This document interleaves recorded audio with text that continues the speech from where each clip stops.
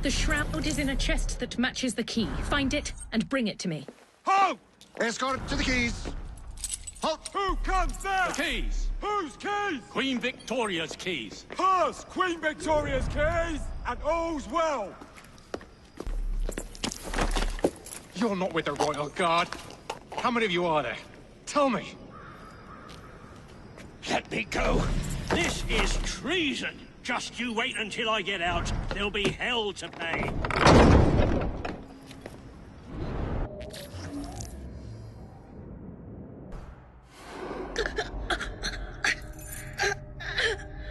So, you have murdered me after all. But what good will that do you? The shroud isn't here. You sought a tool of healing in order to extend your own power. Not mine. Ours. You are so short-sighted. You'd hoard power and never use it, when we would better the condition of humanity. I hope you never find the shroud. You have no idea what it truly can do. Tell me then. No.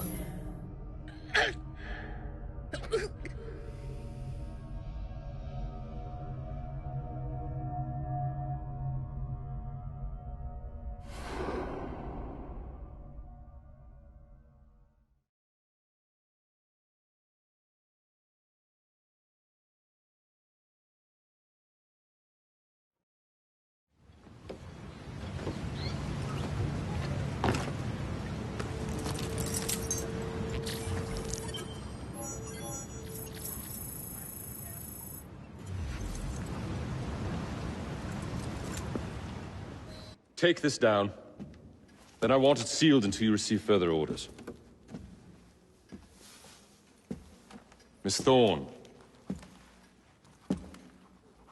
You supplied me with the means to secure London's future.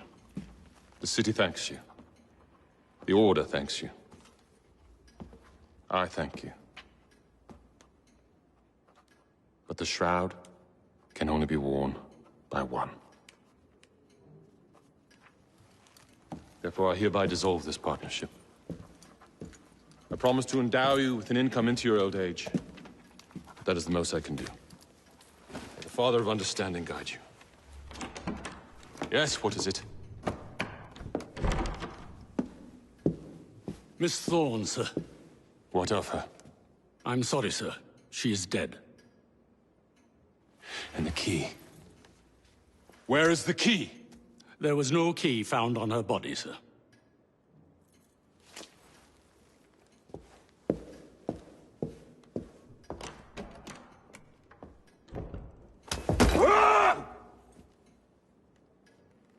The shroud will be mine, even if I have to raise hellfire to do it.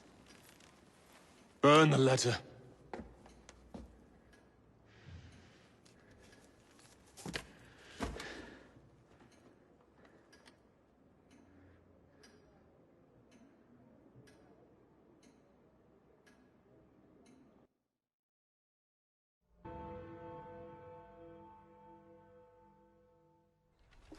Feud ends in blood! I'll take one. Here you go, sir. I say we stop this goodwill towards strangers nonsense and focus on what London really needs. Solid leadership, whose hard work will raise everyone up to success. As go the titans of business, so goes the world. Oi!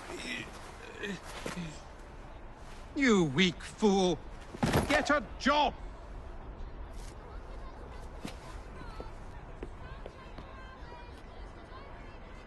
The best guards money can buy won't do Mr. Dredge any good.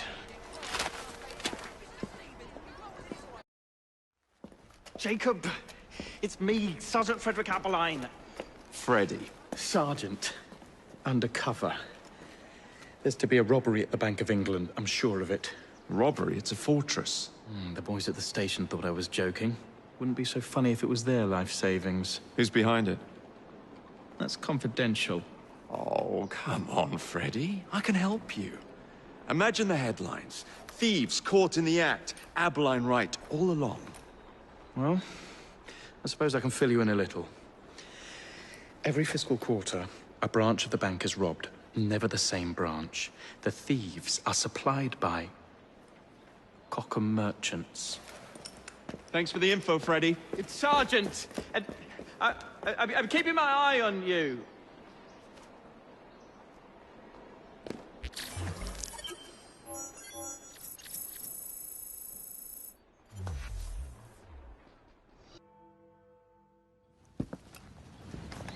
If only I knew which shipment it was, then I could trace the weapons to their owner. Capital idea, Freddy. The weapons are here. Same routine as before. The twopenny opens a vault, we robs it and leaves the money in his storehouse. Look sharp, the boys are waiting. To the Bank of England. Yeah.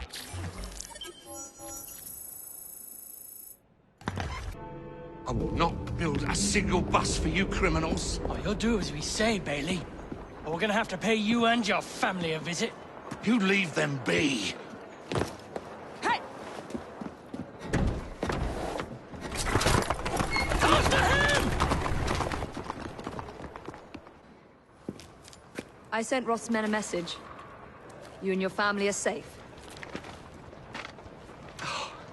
You are blooming brilliant. The founding members of the London General Omnibus Company. Good, moral men.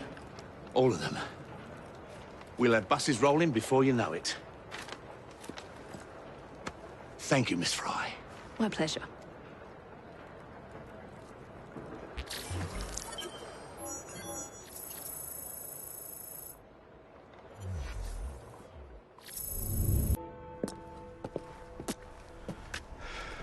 Well, what say you? You're not gonna like it. Now, see here. I am graced with the Aberline family's robust constitution. Two pennies robbing the Bank of England. The governor of the bank. I think I might need to sit down. There's no time for that. Bastard's probably deep in the vault by now. However you get in, I don't want to know. Of course. But do you know how I can get in?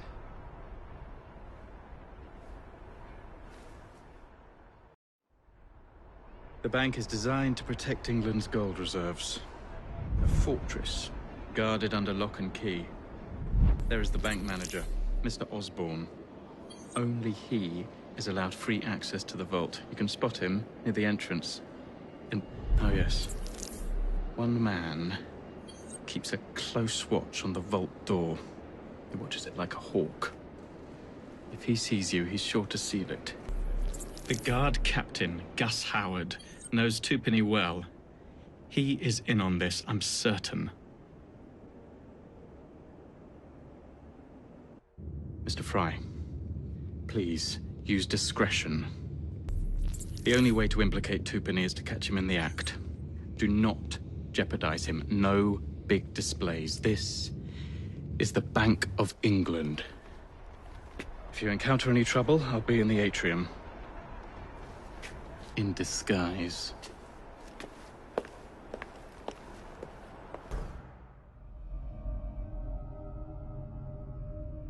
You've stolen your last shilling from the people of London. Those animals squander their savings. We are the experts in investment. Nothing would be built or improved. Nothing would rise above the muck without our hand guiding. No creating the future. They benefit as much as they're worth. It is their city, not yours. Without our investments, there would be no city.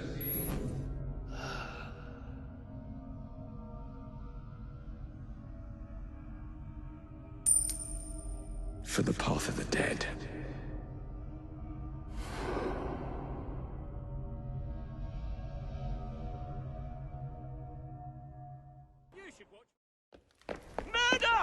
Thank goodness, the police! We're saved! Arrest them all for robbing the people of England. The Bank of England is closed until further notice.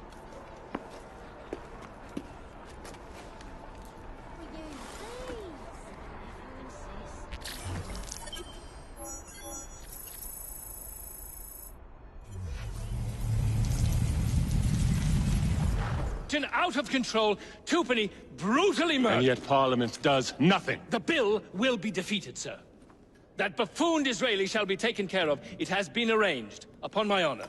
Your honor carries little weight. How dare you, sir! The poor people of this city have suffered enough. Today I granted a significant rise to my staff in order to counter inflation. What? I would supply all of London if I could. Meanwhile, you sit in your club and wax poetic with promises your honor cannot pay. Your family's fortune, however. I wonder what they would offer to keep your record out of the newspapers. About the same as Disraeli would offer for your balls, I'd wager. But let's be generous. Why limit ourselves to one or the other when we can have it all? What say you, sir? Shall I come collect? No more dallying. The halls of Parliament must be free to govern. Again. Understood? You may see yourself out.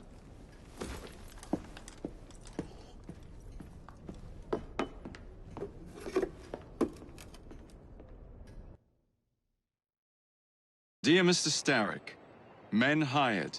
Strike tomorrow. Disraeli's death will stall Corrupt Practices Act indefinitely. Gladstone will be far more pliable. May the father, etc., etc. be. So Starrick's got his finger in politics, has he? I need to enter the Sinopian Club and find out who B is. Tread delicately around Parliament. As if I don't usually. Your indiscretion at the Bank of England caused British currency to nearly collapse. Nearly is the operative word.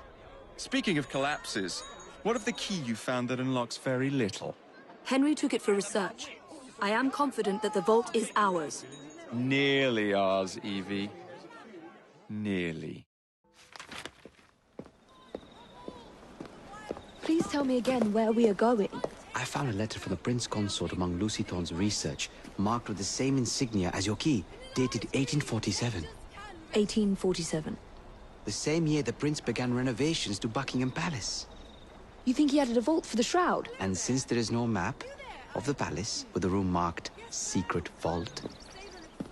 Your Highness, may I present Miss Evie Fry. Miss Fry, Maharaja Duleep Singh. A pleasure, Your Highness.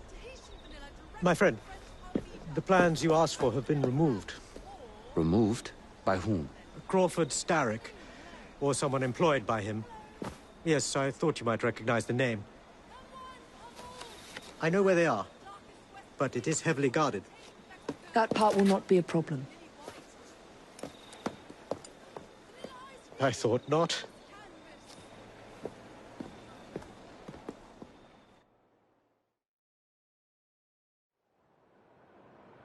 We're going to need a plan. I can provide a distraction for the guards while you find a safe way inside. Oh. Really? For you, Evie? Certainly. Well, once I'm inside, I'll find someone who knows where the papers are stored. And we will be back on the train. Be careful.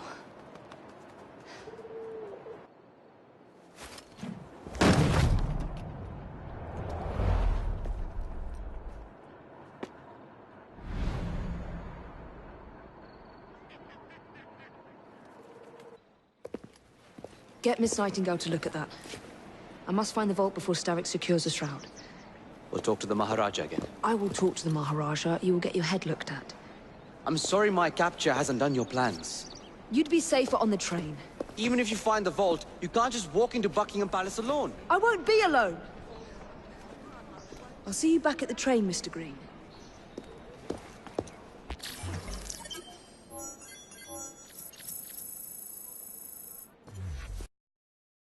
Highway robbery! That's what it is!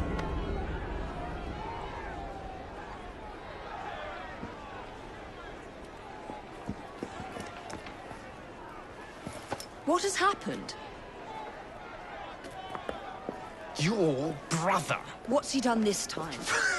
The newspapers are all over Twopenny's murder, and if that weren't enough, someone has stolen the currency printing plates. Was that also Jacob's doing? I doubt it. Now, no one trusts the bank or England's currency. There will be inflation, riots, manufacturing will jump to America for the cheap labor. In short, Britain is done for. Jacob, you've really put your foot in it now. What if I smuggle the plates back into the bank? Well, it'd certainly help.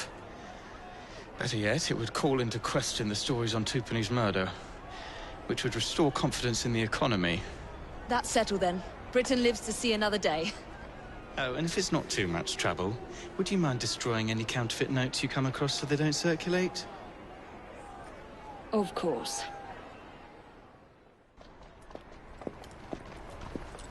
Well, the London papers are running the story of how it was all a hoax. No more riots. Faith in the bank restored. Finally, I might get a quiet night on patrol. Miss Fry, I can't thank you enough. Glad we've averted catastrophe, Sergeant. Although it's Jacob who should be thanking me.